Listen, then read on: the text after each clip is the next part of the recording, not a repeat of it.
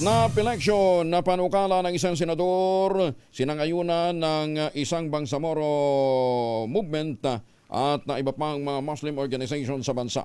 Detalye na balita mula kay Jun Di Makuta, Kaaris 19. Assalamualaikum, Brother Jun. Alaykum assalam, Kuyang Angel.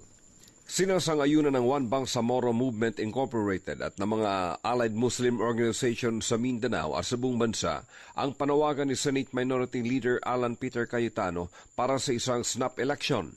Sa kanyang pahayag sa social media, sinasuggest ni Senator Alan Cayetano na ang lahat ng national officials mula sa President, Vice President, Senators at Congressmen ay mag-resign at sasailalim sa isang snap election.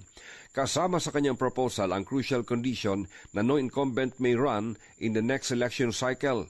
Sa kalatas na pinadala sa DZRH ni One Bangsamoro Movement National President Maulana Alan Balangi, sinasabi niyang ang proposal ni Senator Alan Cayetano ay hindi mano isang destabilisasyon o chatrix, kundi ito mano ay tungkol sa prinsipyo.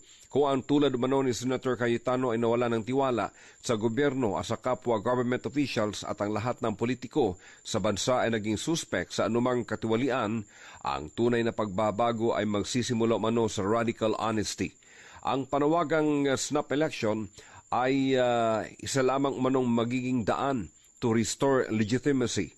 Ito mano ay napapanahon para sa isang radical renewal upang mapanumbalik ang dignidad at hustisya sa bansang sinalaula ng mga leaders na nagpakasasa sa marangyang pamumuhay mula sa nakaw na yaman habang milyong-milyong Pilipino naman ang namumuhay sa kahirapan at kadustaan.